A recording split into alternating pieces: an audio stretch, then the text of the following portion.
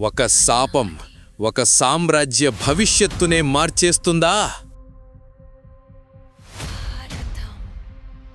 యవ్వనం కోసం తండ్రి తన కొడుకులనే అడిగిన విచిత్ర పరీక్ష. తండ్రి కోసం యవ్వనాన్ని త్యాగం చేసిన గొప్ప కొడుకు పూరు.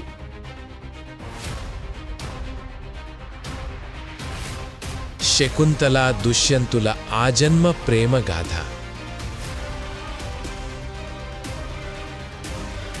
భారత వంశ ఆవిర్భవం. ఇది మహాభారత ఘట్టం.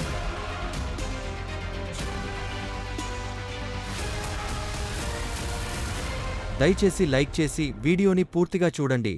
మీ లైక్ మా మహాభారతంకి మహాబలం.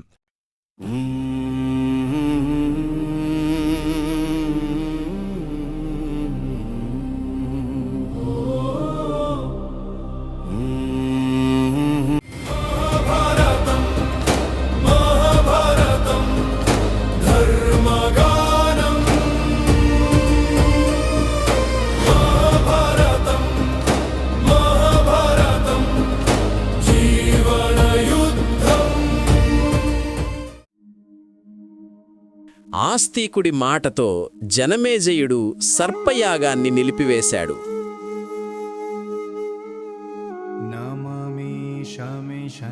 కాని యయాతి రహస్య కాపురం గురించి దేవయానికి నిజం తెలిసింది.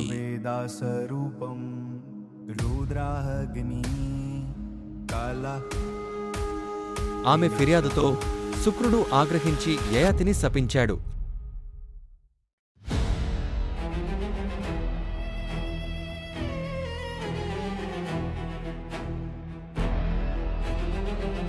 శుక్రుడు తన శిష్యుడు యయాతిపై రోషంతో శపన చేస్తూ, నీవు యౌవన సుఖాలే ఆస్వాదించావు, ఇప్పుడు ముసలివాడవుతావు అని శపించాడు.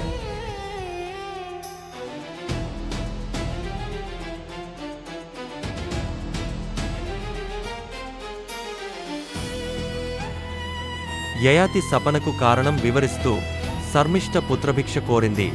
సతి తన కోరిక తీర్చకపోతే పాపం కలుగుతుంది అని శుక్రుడిని అనుమోదించమని వేడుకున్నాడు.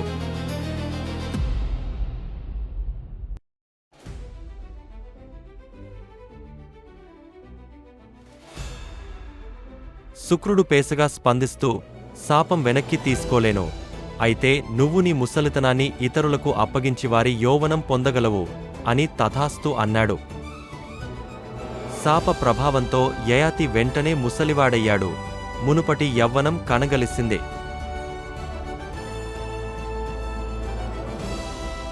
తన వృద్ధతను స్వీకరించ ఆసక్తిగా ఉన్న కుమారుడికే రాజ్యం ఇచ్చుదామని యయాతి నిర్ణయించాడు. మొదట పెద్ద కుమారుడు యదువును పిలిచాడు. యదువు, నా యవ్వనం ఇస్తూ నీ వృద్ధతను తీసుకునేది నేను కాదు అని బద్ధంగా తిరస్కరించాడు. యయాతి కోపంతో యదువును, అతని వంశాన్ని రాజ్యానికి అర్హులుగా కాకుండా శపించాడు.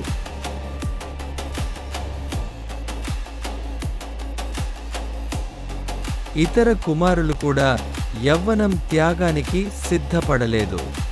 చివరికి కేవలం పూరుడే తండ్రికి సహాయం చేసేందుకు ముందుకొచ్చాడు.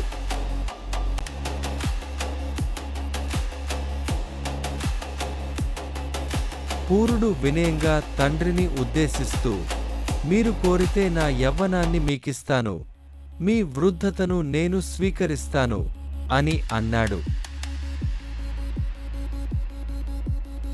శుక్రుడు పూరుడి ధైర్యంతో తృప్తి చెందాడు.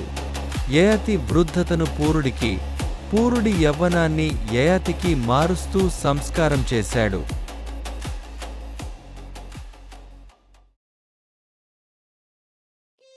యవ్వనంతో మళ్లీ ప్రాణవంతమైన యయాతి అప్సరస విశ్వాచితో కలిసి పర్వతాల వద్ద సరస్సుల తీరాల్లో అద్భుతంగా ఆనందించాడు.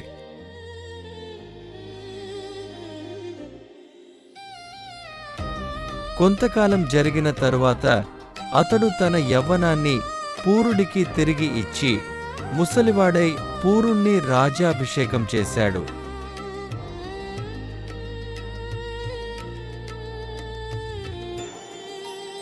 పూరునికి పౌష్టి, కౌసల్య అనే ఇద్దరు భార్యలు. వారి వంశంలో అనేక తరాల తరువాత దుష్యంతుడు అనే రాజు జన్మించాడు.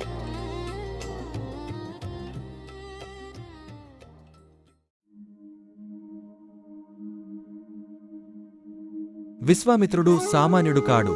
రాజవంశంలో పుట్టి బ్రాహ్మణుడై సహస్ర శక్తులతో దేవతలను భయపెట్టిన మహాతపస్వి.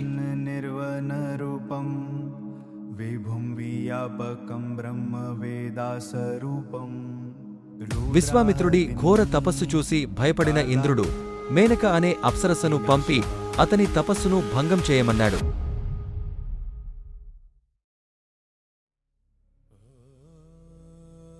మేనక ఆశ్రమంలో విహరిస్తూ తన అందంతో విశ్వామిత్రుడి మనసు చెదరగొట్టింది. వారి తోడుటచే ఒక కుమార్తె జన్మించింది.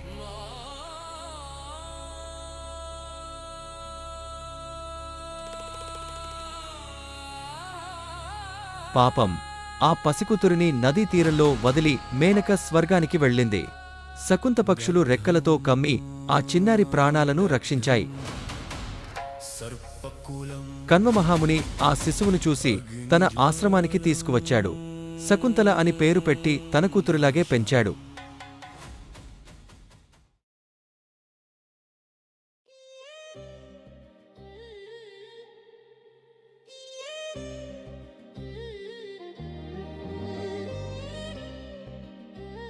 శకుంతల ఆశ్రమంలో పెరుగుతూ కన్వమహామునిని తన తండ్రిగా భావించి ఆప్యాయంగా జీవించింది.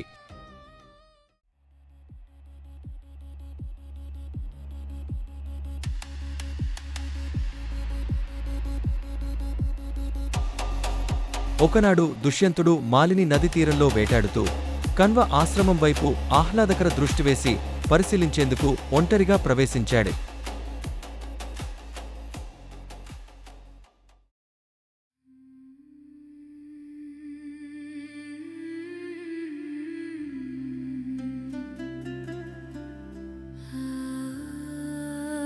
దుష్యంతుడు ఎవరు అయినా ఉన్నారా అని పిలిచాడు. అప్పుడు శకుంతల ఆశ్రమవేషంలో బయటకు వచ్చి అతనికి అరైపాద్యాలు ఇచ్చి సత్కరించింది.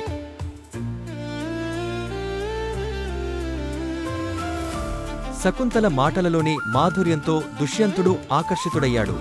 ఆమెకి రాజకన్య అని అడిగాడు. తాను కన్వుని కుమార్తెగా పెరిగానని ఆమె చెప్పింది.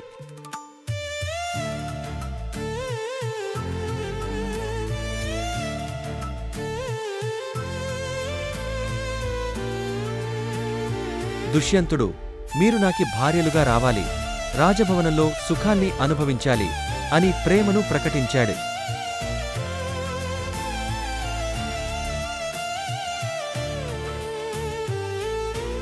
శకుంతల నా తండ్రి అనుమతితోనే వివాహమవ్వాలి అని చెప్పింది. కాని ఆమె హృదయంలో అతనిపై విశ్వసనీయ ప్రేమ ఉన్నది.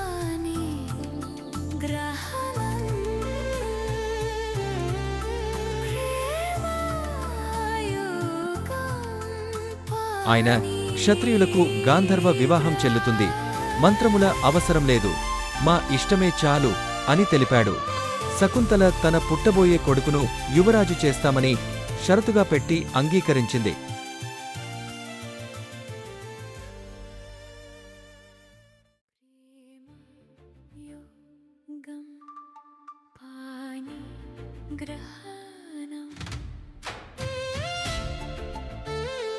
గాంధర్వ పద్ధతిలో వారు భార్యాభర్తలయ్యారు. దుష్యంతుడు తప్పకుండా నిన్ను రావిచ్చి తీసుకెళ్తాను అని చెప్పి రాజధానికి తిరిగి వెళ్లాడు.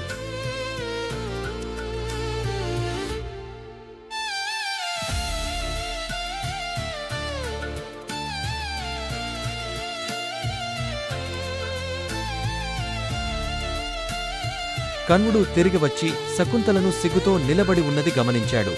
దివ్యదృష్టితో జరిగినదంతా తెలుసుకుని ఆమెను దీవించాడు.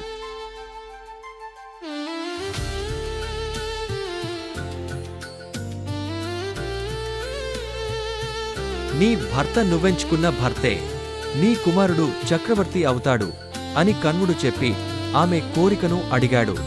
ఆమె నాకి పుట్టబోయే కొడుకు దీర్ఘాయుష్మాన్, ఐశ్వర్యవంతుడైన వంశకర్తగా ఉండాలి అని కోరింది. కన్వుడు ఆశీర్వదించాడు.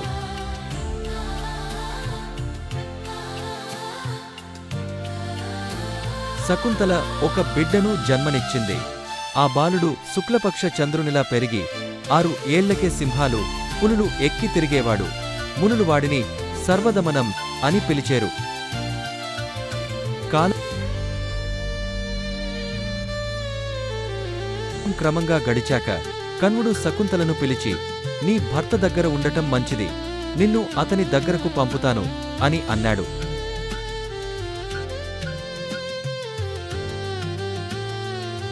శిష్యులు శకుంతలతో పాటు ఆమె కొడుకును తీసుకుని రాజధానికి చేరుకున్నారు. ద్వారపాలకులు వారికి అనుమతి ఇచ్చారు.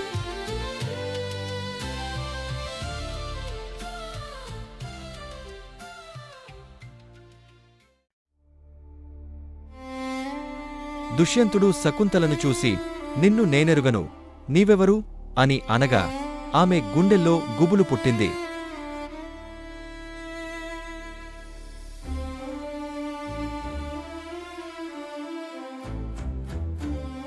విశ్వామిత్రుని ఆశ్రమంలో నువ్వు వచ్చి నన్ను పెళ్లి చేసుకున్నావు, వీడు నీ కొడుకు అని శకుంతల దుష్యంతుడిని గుర్తుచేస్తూ మాట్లాడింది. దుష్యంతుడు, నిన్నెరిగినట్టు నేను గుర్తుంచుకోను, వెళ్ళిపో అని అనడం శకుంతలను బాధపరచింది. రాజా, నీ అంతరాత్మ సాక్షి, నీ తప్పును కప్పిపుచ్చుకోవద్దు. నిజం ఎప్పుడూ వెలుగునిస్తుంది. పశుపక్షాలకే తమ సంతానం ప్రాణప్రదం. నువ్వు కన్న కొడుకునే ఎందుకు కాదంటావు అని శకుంతల ధర్మాన్ని పరిష్కరంగా వివరించింది.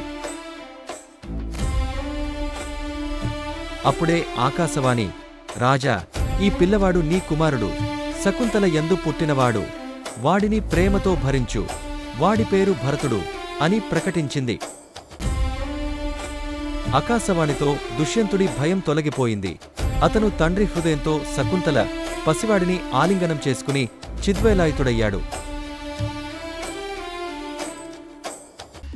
రాజసభ ముందు దుష్యంతుడు శకుంతలను ఆమె కుమారుని పరిచయం చేసి వాడిని భరతుడని నామకరణం చేశాడు. ఆ వంశానికి ఆ పేరే ఆద్యాంతంగా నిలిచింది. భరతుడు గొప్ప సూరుడిగా భారభరత వంశానికి నామధేయంగా ఎదిగాడు. భారత వంశము అతని పేరుతో ప్రసిద్ధమైంది.